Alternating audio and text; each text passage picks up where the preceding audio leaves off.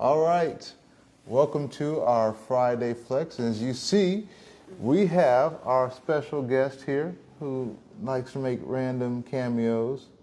And she seems pretty mild right now, but we'll see later. We got the treat just in case.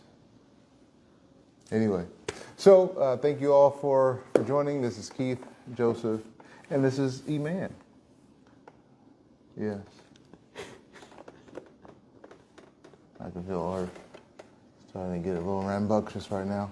Anyway, so last week we talked about a couple stories about myself and Shaken Not Stirred.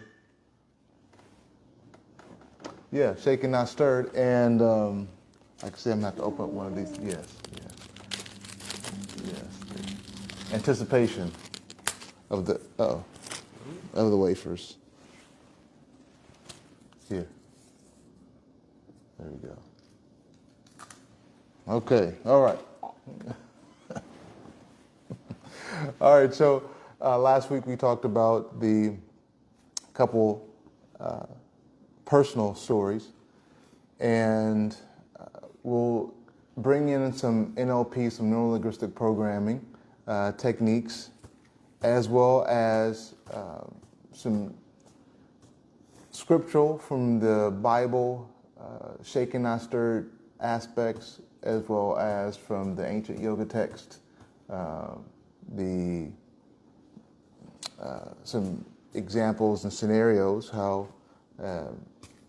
there were very difficult situations, and the main characters were not stirred, but they were actually much appreciating the position. Anyway, so we'll go deeper into that. But in the NLP process, we understand that whenever we experience something, it leaves as they call, anchor. Anchor is something that we can say for some people maybe a trigger, or just something that is deeply rooted in one's subconscious. And oftentimes when we're experiencing something difficult, and this is primarily in difficult situations, because I guess you could be stirred in good situations too. I guess that's also possible. But most of the time it's generally unfortunate situations in which one being stirred is the most common result. So in NLP, as I mentioned, experiences, especially negative ones, leave us with an impression. Leave us with an impression. And generally those impressions in themselves are what causes us to be stirred. Meaning that every time we recall this experience, it shakes us to our core, or it brings us to a sad moment, or an embarrassing moment, or a scary moment. And this is because that experience has left that very, very deep impression on us. And so with NLP, one of the biggest points, or one of the identifying solutions, is first to, we have to... I'm sorry, man. Them bad boys look good as all get out. They're like freeze-dried fruits. Yeah, these are... man. Is it strawberry? This is blueberry. Ooh, just as good. This is blueberry. Yeah, you got so fortunate. Blueberry, purple carrot. Mm-hmm. Purple carrot. Mm-hmm. Everything is purple. Everything is purple.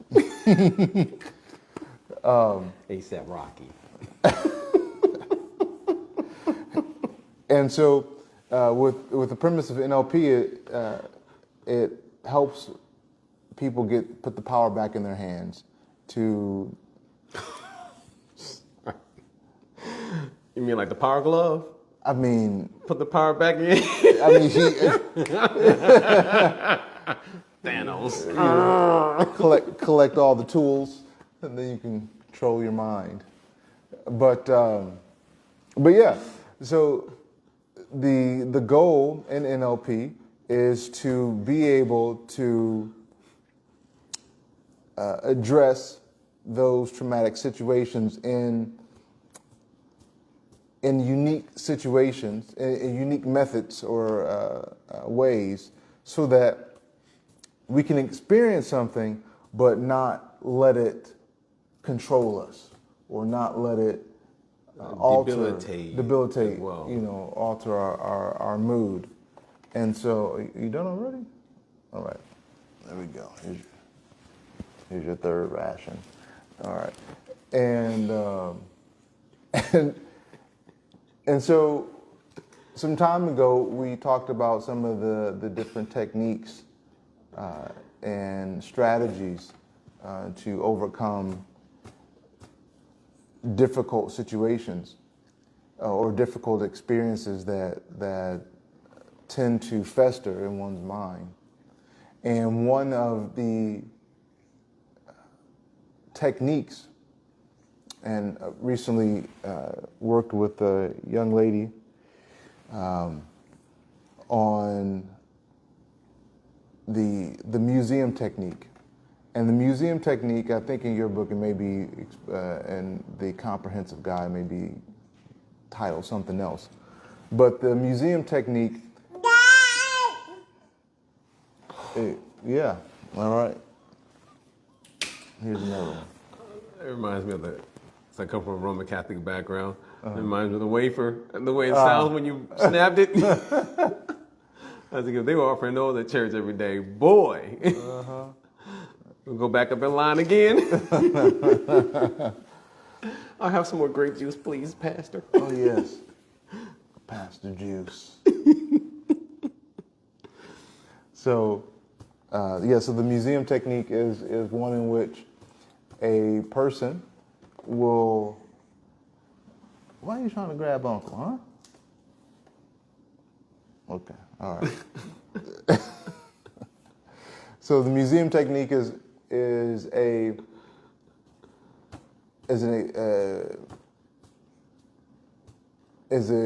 set of tools which allow a person to. So just to be clear, the museum technique requires a person who has an experience that they want to overcome. You have your wafer, okay? So the wafer was so we can have some type of agreement to your agreement? silence. Yes. Your quiet time, okay? And so the museum technique requires a person to look at an experience which debilitates them, which embarrasses them, or which allows them to, or doesn't allow them to function whenever that idea or thought comes. And so so in the technique, you think of a scenario which is embarrassing, scary, or so forth, and then in that scenario, what you will do is you look at the entire scene, and you pick that one image within that scene in which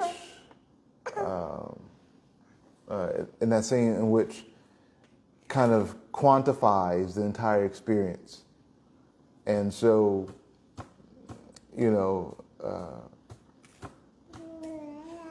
it can be anything, depending on that experience. And so what you do in that experience, or in that experiment, in that, I don't want to say experiment, but what's the right, it's an E word that's escaping me right now. Exercise? Exercise. Yes. Yeah, in that exercise. Because we trying to flex some Because muscles. we're trying to flex, exactly. So we exercise. So exercise. So in the exercise, what a person will do is that they will, E-man, all right, chill out. Okay, all right. So in that exercise, what a person will do is they'll find that image within their mind's eye that encapsulates the experience. And what they will do is they'll take that image and they will project it on a wall, and they will they will distance themselves from the image of the picture, and then what they will do is they will change the color of the photo in their mind's eye, and generally black and white is what allows for a person to disconnect from that negative feeling. So in their mind's eye, they're looking at this photo of that very embarrassing, scary image,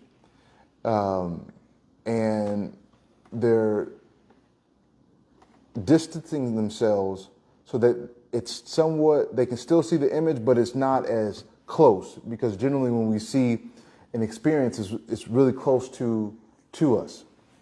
So in the exercise, hold on, we're running. Don't look at me with that smile on your face like that. Like, yeah. It's like I know what he does.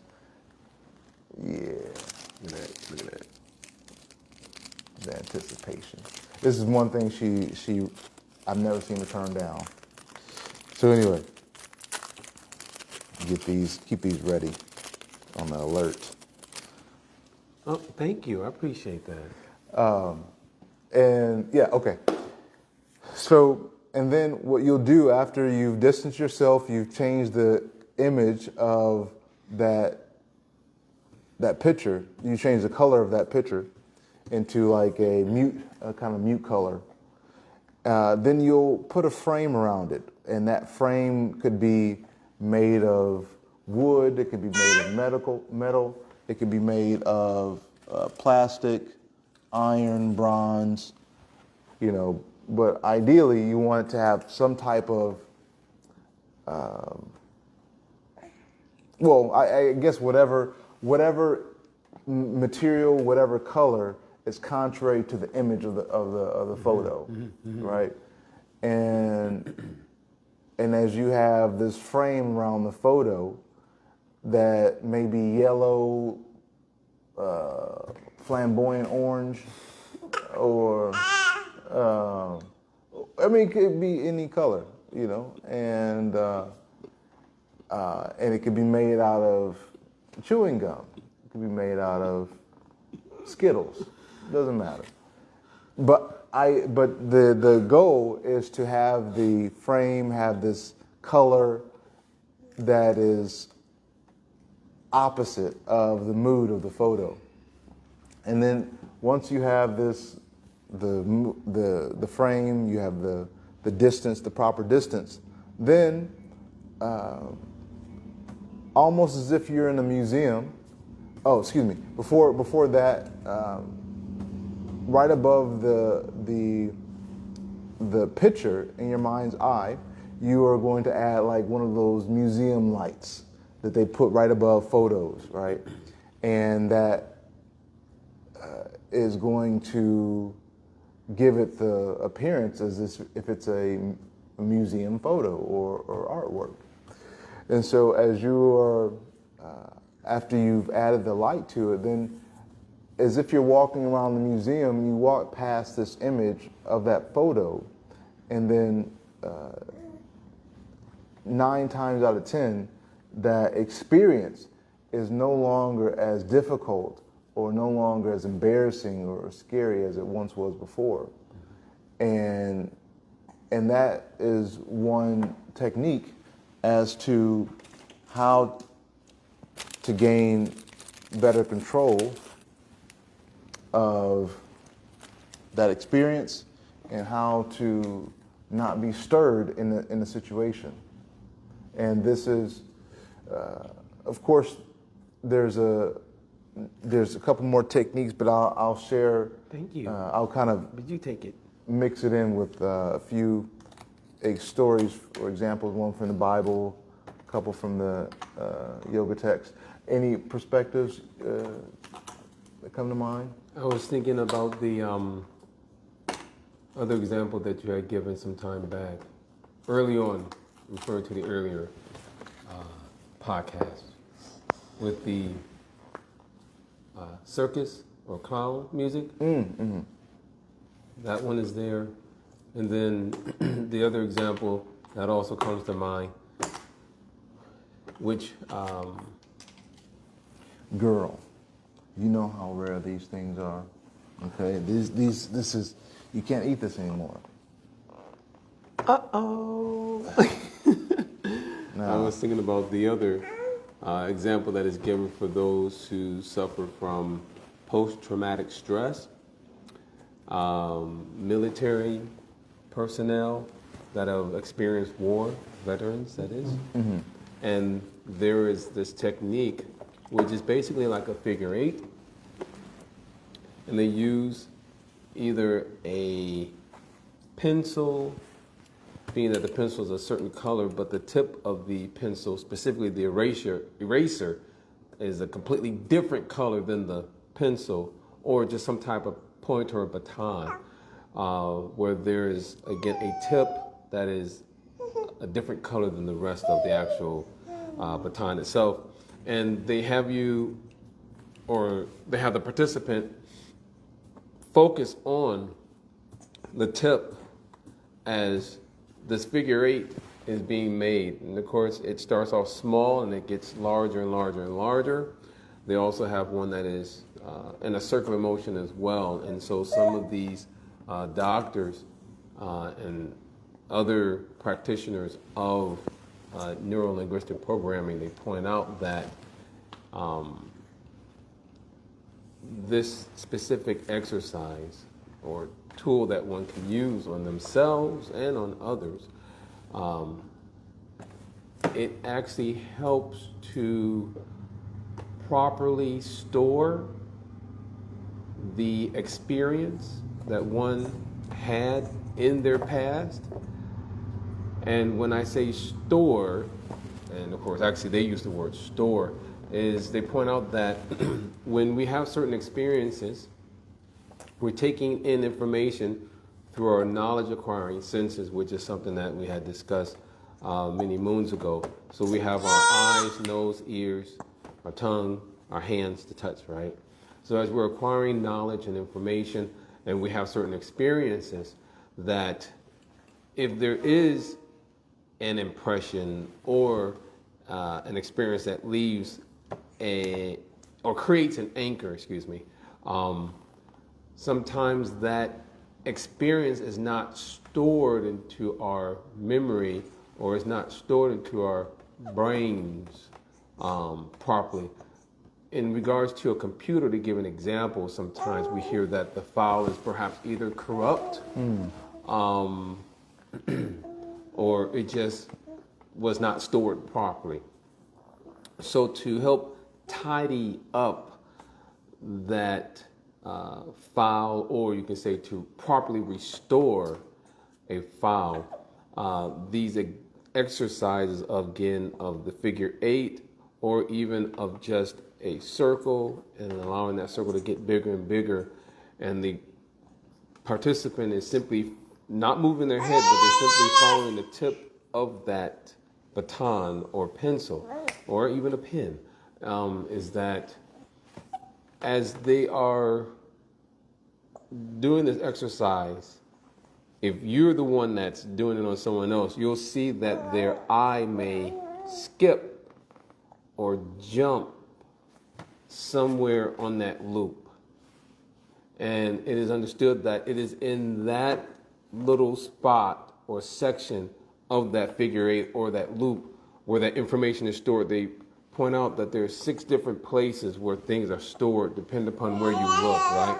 So if someone is telling you the truth, they may look a certain way. If someone is lying to you, they may look another way. If someone is feeling hurt, they may look, in another direction. Like sometimes if you talking to a child and they've been hurt in some way, shape, or form, and they've been yelled at enough times that when you're talking to them or maybe scolding them, or even if you're trying to give them some advice, they may start looking down like this because, that's where their eyes go, and that's where they start to store that experience, by looking down. So it's in this fashion, one stores certain experiences in different places, and our eyes, in one shape or form, you could say, reflect where that information is stored. So if it is a skip, or if the eyes jump a section, that's because, again, that specific experience is, you can call it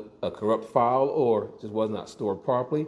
And so you're encouraged to continue the exercise over and over and over again, excuse me, until the eyes are able to go through all 6 points of storage in the mind or in the brain, so that it is resolved, smoothed out.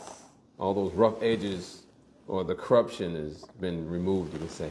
And so that, when you were speaking, it reminded me of that exercise as well. And it still blows my mind that for those who have experienced war and the hells that come with being in war, all the bloodshed and so forth of that nature, that these exercises have been extremely beneficial for such individuals to overcome things such as being in the United States. There is 4th of July, fireworks, firecrackers, and so forth.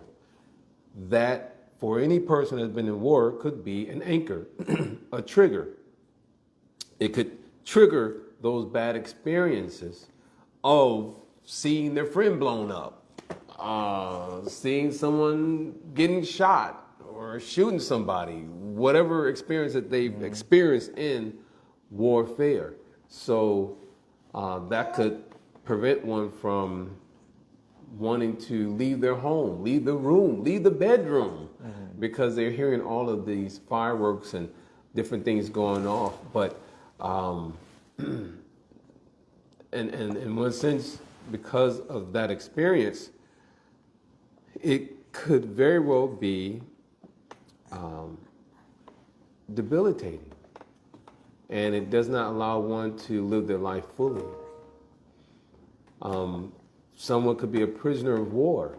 Maybe they were tortured to the degree where they were put inside a very small, tight confine and were tortured. Maybe water was put into that small box that they were in, up to a point where they're struggling to breathe, and they were held in such an experience for many, not just hours, but many days. That could be such a traumatic experience, creating such an anchor, and they may think about that when they hear fireworks or when it's an elevator, maybe when they're getting onto an airplane. And they have to go through that narrow tunnel from the actual gate to board the plane itself. Maybe that could be a very difficult experience for someone. Heights. Maybe someone has had a bad experience at heights. Someone may have heard about past airplane flights where, like in Detroit, near Romulus, there's an airport. And I don't remember what year it was, but I do remember going with my dad to visit a friend of his, a husband and wife that actually owned a nice chunk of land out there in Belleville, the Romulus area in Michigan. And I remember them sharing about something in the late 80s, early 90s, about an airplane that actually crashed in a neighboring field. And if you are a farmer, or even if you just have a lot of land and you see, that a plane crashed and maybe there was some explosion in the air, so it's raining debris from that airplane, Right. you know, like metal and so forth, and you're starting to see people's luggage falling out, and if anything else, falling out of the airplane.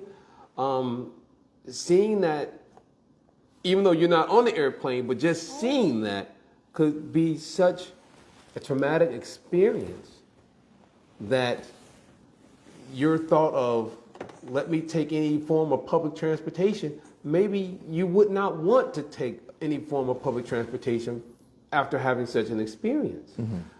So the reason why I'm giving these type of examples is because these are things that for many of us, we may think, oh, there's no big deal to hop on an airplane or take a bus or, you know, this or that.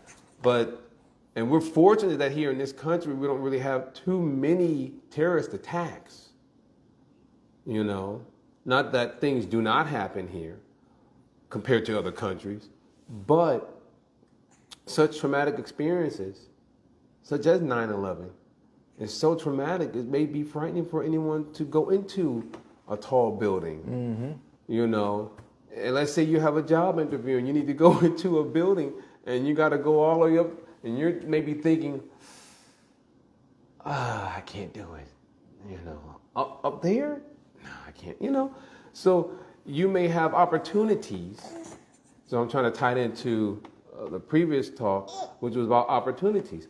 There may be an opportunity for you to do something amazing, but because we have this trigger and this trauma and these anchors, it does not allow us to live our life to its fullest.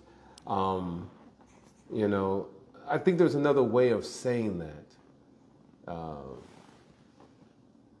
There was, living one's life to its fullest. What is, when someone, I'm trying to keep it educational, if someone has, let's just say, issues with their kidneys, they're not functioning there, or it could be liver, or they have a cancer, right, an illness, they're not able to, you know, even take care of themselves. Might be on me. Oh, there it is. They're not able to take care of themselves. They can't, you know, walk for themselves, tend to their own. Dialysis. Oh, no, it's not. I'm just saying in general, it could be any illness where they can't take care of themselves, you know, the way they would want to. And there's always someone that needs to be there to either lift them up on a hoist or carry them around or take care of them. Is that called like comforts of life? There's some phrase for it, I can't remember. I'm not sure. But it's, you know, it just, in short, one is not able to live their life the way that they would want it. I don't want to use the word creature comfort, so that's not the right word at all. But just to, again, live one's life to its fullest, these anchors, these triggers, cause us to miss out on amazing experiences in life that we should have, in fact. So that's what, when you were sharing, it made me think of that museum exercise. Right. It just reminded me of those other exercises that neurolinguistic program points out that people can use for overcoming these areas of growth. You know, areas where we can work through, you know, these traumatic experiences. Yeah. So one of the things, good points. I wanted to segue into, ma'am. I wanted to segue into. We got a comment, and I'll segue. It says the after effects of war with a relative of mine lasted him all of his life. Various acts of experiences can be long-term and even debilitating if a person does not address it. Yeah, definitely. Yeah, so I wanted to segue into a biblical story. So I'm reading the story of Job, which for a long time thought was Job, but you know, it's just how we. There's not a job. There's a Job.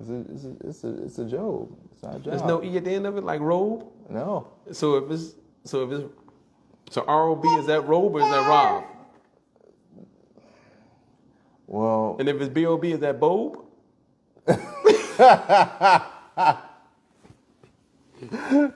I saw this video. It was like,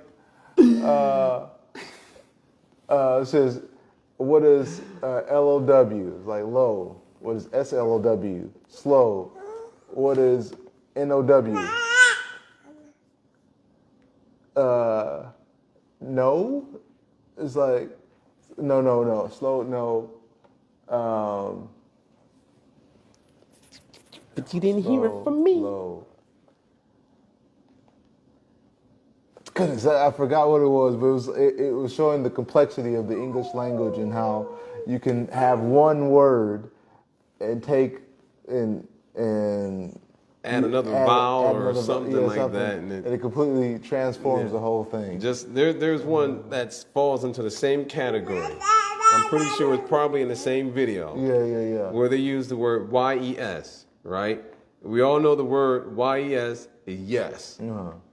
And then they showed someone the same Y-E-S, but they put an E in front of it. They would say yes. Yes. But we all know that E-Y-E-S is eyes. Mm-hmm. Yeah.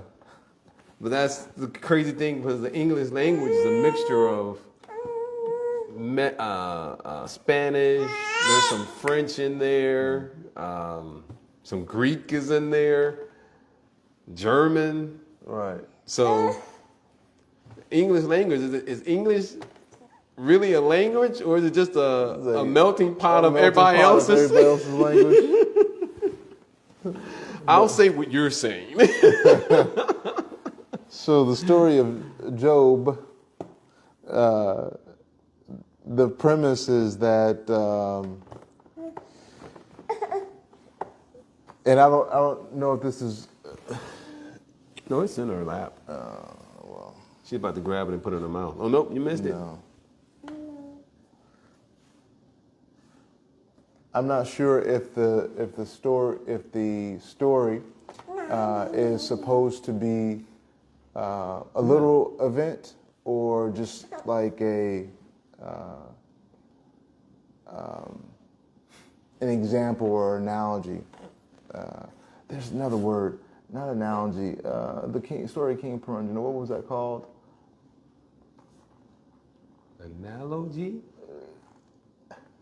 No, like the type of Like a parable or something? parable, something like that. Anyway, it'll come to me. So I'm not sure if If it's supposed to be seen as like fact or fiction, Yeah, in one yeah. sense, because that story was more or less just a made-up story to make a point. Right. Yeah, but there's an actual Word for it, and yeah. it's escaping my mind right now. But either way, so the premise of the story is that Job,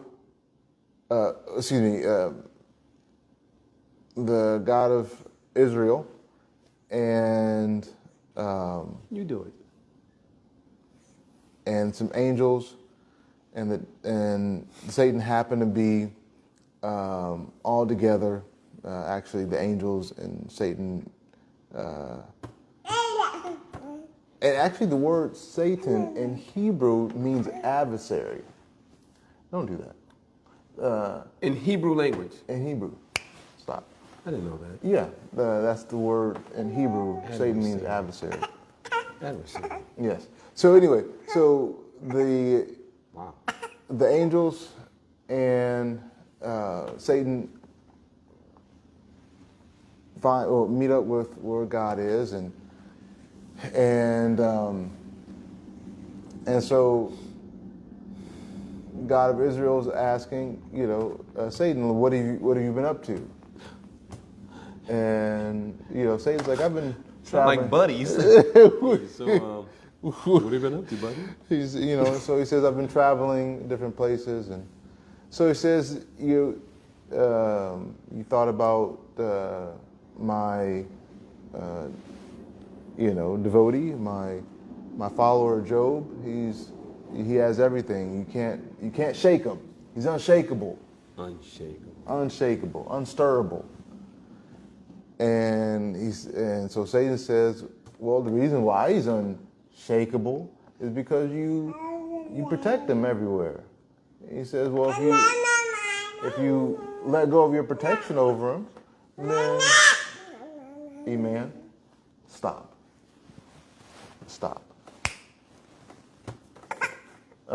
So what happens is he says just let go of your protective guard around him, and we'll see if he's still as favorable to your worship. And so, at least in the King James version, maybe you need to be in Daddy's lap because you probably are tired. Let's give you freedom. All right. Oh. Come hither. Can you move this on the other Outside? side? Yeah, outside. Watch your kneecaps. Uh-oh. Watch out for the cats.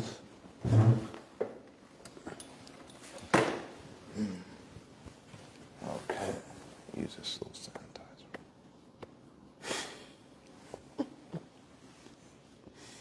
All right. There we go. Okay. So in the story, the devil says, well, if you take your protective, covering over him, then we'll see if he's actually still going to be favorable. Mm-hmm. So God does just that. And so what? So at least in the King James Version, it says that God, brought some destruction down on took the animals, had the family killed, all these other things. And, of course, while these things are happening, Job is talking about how he is the most unfortunate person in the world. I got some on my face? Oh, no. I had something on my face. Oh, okay. And so Job's talking about how he's the most unfortunate person in the world. And so God keeps allowing, for these things to happen. No, this is not what you take. You would see this, by the way. See, it's just there.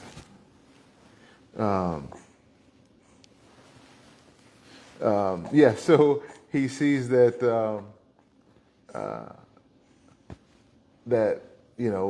Job is still believing in him, even though he's sad, he's depressed, but he still believes. Mm-hmm. And so Job experiences all these negative encounters, and for whatever reason, despite being sad or depressed, he does not allow himself to be shaken. He does not allow himself to be, I guess, an atheist in that sense.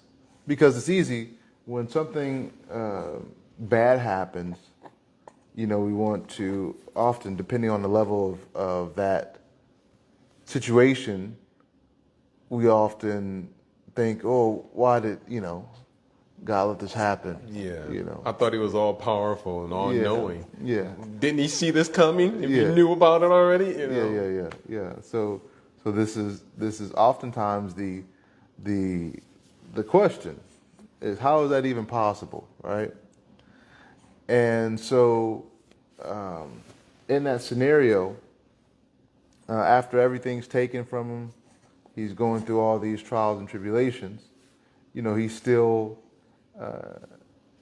believes, and because of his belief, he's brought back to whole again. Mm-hmm.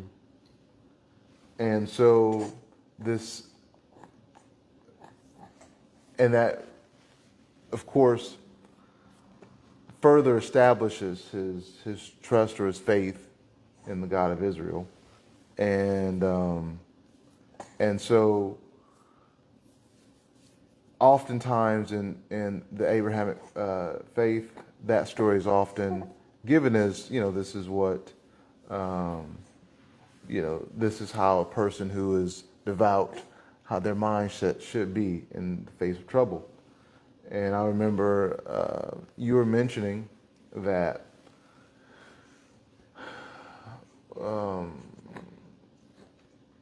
who is the propounder of evolution? Darwinian theory. Darwin. Yeah, Charles Darwin. And his experience. Where he was a devout Christian, at least he considered himself to be. And then he had an experience where there was a passing of a very dear and near loved one who had passed of tuberculosis. Very young person. And so that troubled him greatly, to the point where he asked such questions as, if God is all-knowing, why would he allow this to happen? Or if God is all-powerful, why couldn't he just stop this from happening to this innocent person? And because he did not obtain the answer that was most satisfying to his heart and to his mind, he decided to become atheistic. Mm-hmm. And in short, you can say clearly give up his faith in God, or to give up on that relationship. Mm-hmm. So yeah, that is a real situation. And as we, so I mentioned I was going to go from story to exercise, back to another story. So another NLP exercise that is often, what's our time looking like? Okay. 11:04, so 10 more minutes. Yeah, okay. 10, 11. So another exercise in which can help us with this whole shaken not stirred thing is the exercise of clown music. And I thought this was quite fascinating. I don't know what the actual name of this exercise is. However, the premise of the exercise is that you take a uncomfortable, scary, or a debilitating experience in your life, and what will happen is you will take that experience from the end to the beginning, or find that section of the experience from where it started to where it ended, and then you, in your mind's eye, you start at the end, and you change the scene from color to black and white. And after the color has changed or has become muted, then you, in your mind, you rewind the image from the end to the beginning at a somewhat quick pace. And after you do that, then maybe once or twice, then you turn on music in which will, well, goodness.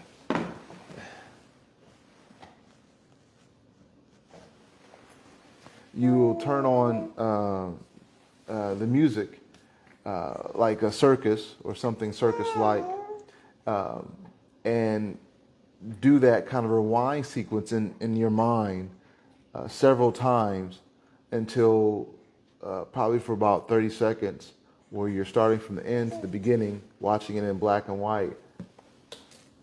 Now you're just doing this on purpose, huh? Okay.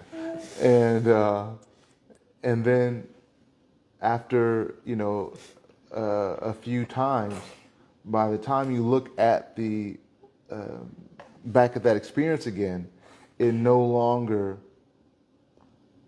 becomes a source of agony or a source of embarrassment or a source of fear, because now you have taken pretty much its power away and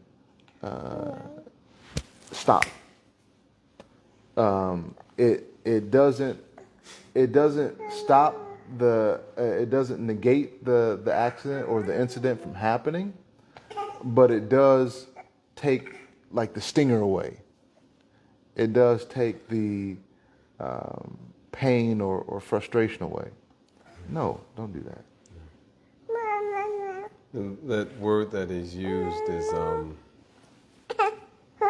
because it takes the stinger away, and especially when we're looking at it through disassociation is what he's pointing out. Because when we look at an experience through association, we get caught up with the emotions and everything of that nature. But then, as you're rightly pointing out, when we take that bite off, the edge off that whole emotional aspect, and we're able to actually step back, look at it from a distance, just like you were giving the other example of the museum, where you take it as a painting or picture on the wall and looking at it through disassociation. That's, in short, what he's pointing out, and that's actually highly recommended to do, especially when you get the clown music in there. Yeah. It's kind of funny. And that's the thing, when and especially when it's backwards too, like in reverse, when you're playing it in reverse with the clown music. It's so unique how if you just phrase something or if you view something and change a little detail, how that can affect the whole situation. Can you read that comment that was just? Yeah. Let's see what we got here. Just that one. Okay.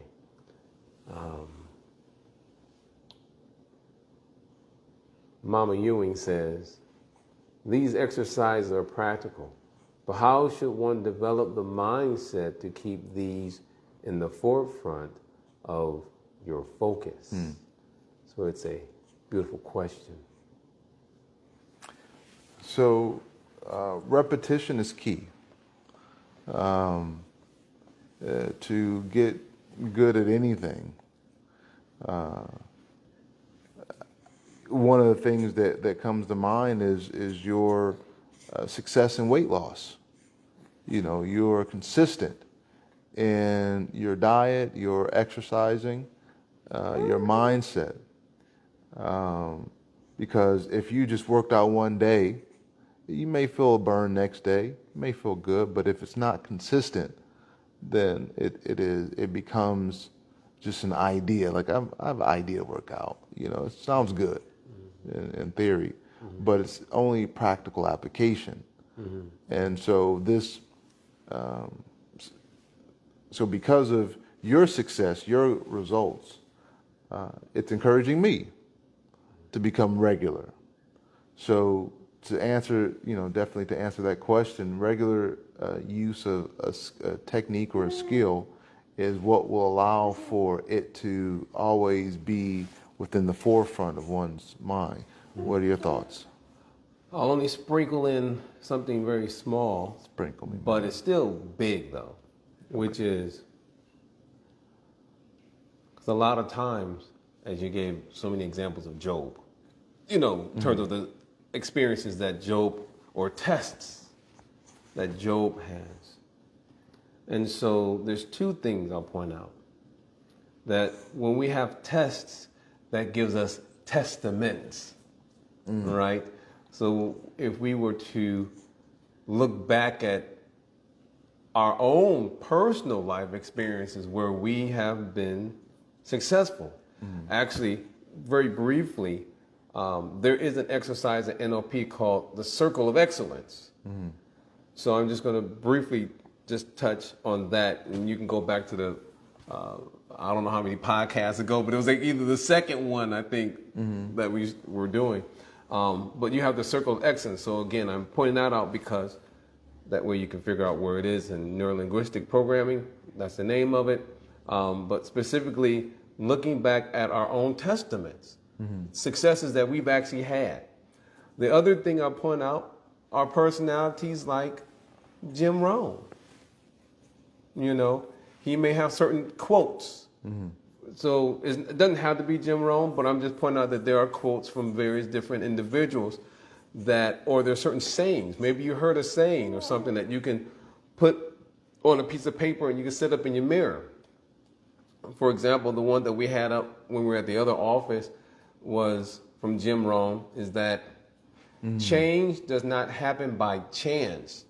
Change happens by choice. And so just reading that every day or so often, you are reminded, you know what? Yeah, let me stay true to the path. Let me, in short, trust the process. For those who are God-loving or consider themselves God-fearing, there are different scriptures. You know, if one is Muslim, there are different beautiful statements that are given in the Quran.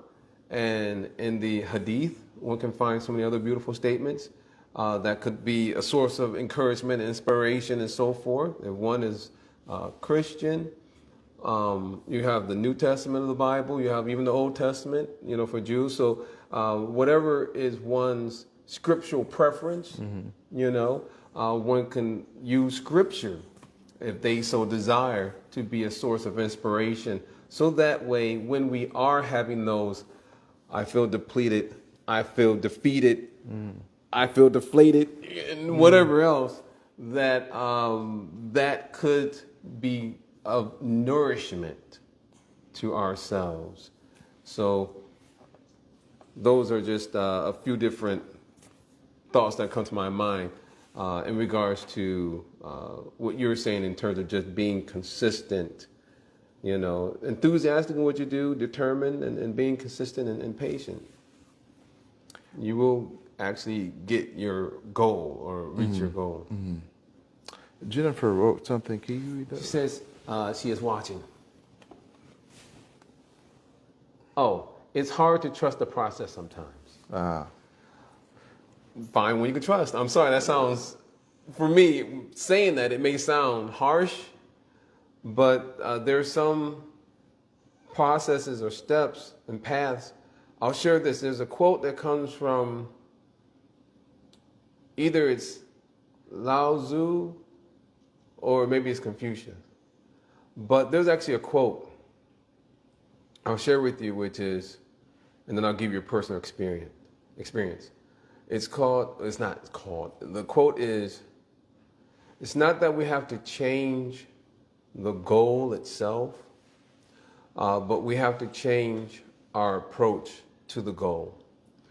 So what I mean by that or the reason why I'm saying that is sometimes the process, we may find it difficult to trust the process, perhaps because maybe the way we're going about a particular process, maybe we're taking too big of a step.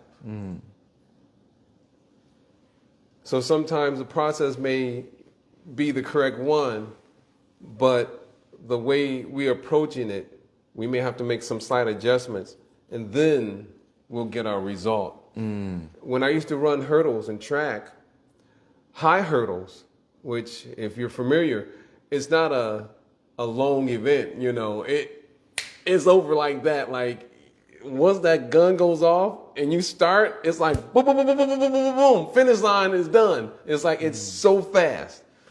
And so you have high hurdles that you have to go over, You cannot jump. Because if you jump, you're spending too much time in the air. Everybody else is going to zip right by you. You have to literally like walk over the hurdles. Really? You stay low. You stay low. Wow. There's a technique for it. So in between each hurdles, you can either do a 5-step or you can do a 3-step. I tried doing 3-step. Maybe 1, 2, 3 hurdles I can get over probably, but that 4th hurdle is going to be a struggle. I'll hit it, tumble over, and it's a wrap. So I learned that I had to adjust my approach to that path of getting over the hurdles. And so I had to do 5-step in between, and that allowed me to get over the hurdles properly and complete the race without tripping over it or so. The other thing that I'll point out, in addition to our approach, because even like with weight loss is true for everybody. You got to burn 3,500, or you can just say 3,500 calories, which equals a pound. Everyone knows that. It doesn't matter who you are. It doesn't even matter how much you weigh. 3,500 calories equal 1 pound. That's not going to change for any person. Regardless of age, male, female, doesn't matter. But many of us cannot just stop eating a certain way or take in a certain number of calories. When I started my journey, I was doing a 500 calorie deficit. Because I knew that 2,000, actually at one point it was 2,200 calories were just simply just to maintain my weight at that time. But I was doing a 500 calorie deficit. So, you start at 1,700 calories. As you're losing weight and you're, in one sense you can call it a category, changes to what will actually maintain your weight. So if you're at 2,000, if you're going to do a 500 calorie deficit, then you adjust it. Then again, now you're doing a 1,500 calorie diet. Then you go to a 1,300 calorie and a 1,200 calorie. So the reason why I say that is the approach, we can't just go straight for 1,100 calorie diet, knowing very well that we were doing 2,500 just to maintain our weight. Yeah. If we jump straight to this end so fast, we're not going to last.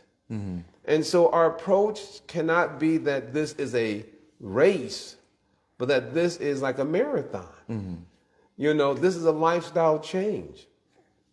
So we have to take it, one day at a time, and not rush ourselves and just allow ourselves to gradually move into the various phases or categories, but I like the word phases, it sounds nicer. It reminds me of the moon, goes through its phases. We have to allow ourselves to go through the different phases so that we can experience the actual success, of losing weight. Because if we take too big of a jump or trying to move too fast, it's not going to be something that is maintainable. Practical is the other word to use. It's not something practical. You cannot maintain it properly. In life, there are different experiences that we have. Some are pleasurable experiences, some are hellish experiences. And then, of course, you got all the flavors in between, like chocolate, vanilla, and strawberry. Strawberry. Oh, it's like candy. So, in regards to how we move through this world, how we navigate through everything, we have to have grace on ourselves. That is very important. We make mistakes. We may fall down. We may have a shortcoming. Whatever it may be, we have to have some grace on ourselves and say, you know what? Yes, today I wasn't able to do it, but you know what? Now I know where I am. This is a perfect stepping stone as I'm moving forward so I can, let's say I overdid it. Let's say I didn't take in enough calories. I overdid it. Okay, let me dial it back a little bit, take in a few more calories, so that way I can, again, try again the next day, and then eventually be able to, and this is in terms of weight loss, right? But in terms of working or interacting with people, sometimes interactions, sometimes, communication, delivery, all those different things. There's so much stuff to work on in life. This is not it's not like what they call a walk in the park, or a cakewalk or something like that. There are so many different scenarios. There's so many different levels on everything. Maybe as an individual, maybe we didn't eat enough. Maybe we ate too much. Maybe we slept too much. Maybe we didn't sleep enough. Maybe we didn't get certain things accomplished, and we're thinking about those things. I mean, there's so many different factors that course through our bodies in terms of like different emotions and experiences, that we cannot beat ourselves up over that, as well as whatever other challenges that may be there in life. But if we can, in some way, shape, or form, make some effort to organize our lives in such a way where we make sure that we're not neglecting ourselves, and that we're able to take care of that which we're supposed to do. Because, again, there's only so much as a human being we can do anyway. We don't want to overwhelm ourselves and overload and wear ourselves out or wear ourselves thin. But part of that is, again, having mercy on ourselves is kind of knowing our own limits, and nothing wrong with pushing ourselves, but also knowing how to work within our limits too. Again, it kind of goes back to the steps that we may take in terms of our approach to certain things. I know there's a few more comments. Yeah, you may have to Scroll it. Yeah, scroll just a little bit. Yeah. Okay, yeah, we read that one. Cling to an experience that has proven trustworthy and build on it. Exactly. Yeah. That's part of those, excellences that we've had. Those testimonies. Correction, cling.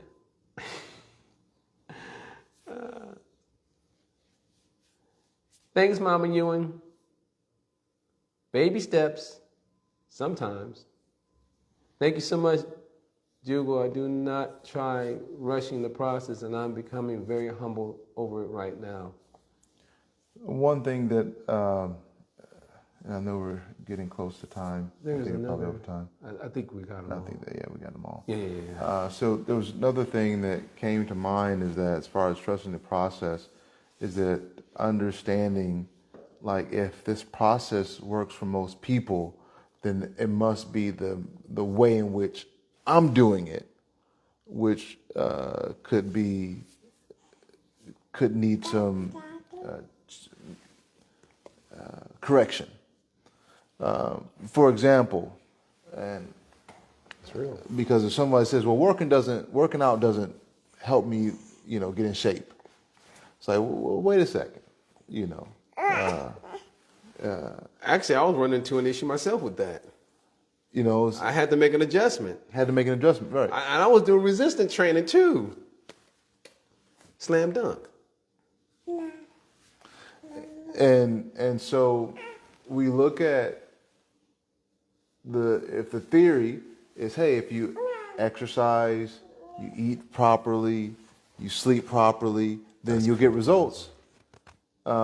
If you are not doing one of those things, then, or if you're not consistent in those things, then your results are going to be much different than what the theory states. And so that's why, yes, sometimes it may be difficult to stay on the path, stay in the process. But just trust, if others are doing it and they're successful, then hey, stop. Then that means that it works, and we just have to make some adjustments into what we're doing. One thing I'll briefly mention, thank you for talking about that actually, because sometimes, and this I won't go into all the exact details, but sometimes we'll see I'll first tap on this. Like you were rightly pointing out, that we have to make an adjustment because some of those processes that are actually given out there, they're just in general. You know what I mean? Like they're not even, they're not tailored to me or you or anybody. Right. They're just in general, like if just a rule of thumb if you do these things, but it has to be tailored like you're saying. As he's rightly pointing out, you have to tailor it to fit your needs, your interests, and your concerns. Then you will get the results that, that Keith is talking about. The other thing I was going to point out is that sometimes we may see a process and we have a hard time trusting the process because we see that a lot of people who are also on that same path are not respecting the path. Now, I'm just using respect as just a nice way of putting it. Yeah. But you have a lot of people who are abusing, disrespecting. It doesn't matter what the path is, but you'll see a lot of people who are just a bunch of cheaters, a bunch of people who are trying to use something to exploit and manipulate other people for their own gratification. And so we look at the path and we see all these different people are falling down or having difficulties on the path. And so we may look at them and think, oh, then this path, this process doesn't work. Because we see so many people are failing or falling down or not successful. But we also have to remind ourselves that just because something doesn't work for someone else doesn't mean that that is not the right thing for us. Right. The Lord, I'll put it this way, every single one of us is unique. Just like there's no two snowflakes that are identical, there are no two individuals that are identical, even if they may appear to be identical twins. Yeah. I remember there was some playful tests, that were done, not only scientifically, but even just playful ones. That shows that they may have some similarities, some similar interests and so forth, but there's still some uniqueness, something that is unique. I'll put it this way. A mom can distinguish between one twin and the other twin. Yeah. That is proof from mama. Yeah, proof from mama. Mama proof. That's that mama pramana. Yeah. So again, just pointing out that there are some paths, or you could say there are some shoes that do not fit everybody. Yeah. Every one of us wear a different shoe size. Every one of us wear a different pant size. Stomping in my Air Force Ones. Exactly. So if you want to get stumping in your Air Force One, make sure you're wearing the right size shoe. So truly look for the shoe that actually fits for you. Yeah. And you can get stumping in your Air Force Ones. So this concludes Get our... 2 pairs. This concludes our Friday Flex, and hopefully you all enjoyed the Shaken But Not Stirred series. Didn't have time to give the other story, but this was sufficient enough. Next week? So, yeah, we'll see. Maybe. We'll see. She got a lot of tea. All right. Until next time, Stay flexing. flex. You got flex. You got flex. You got show them muscles. You got some muscles on you. Look at that. Look at that. Triceps. Triceps. Yeah, exactly. All right, till next time.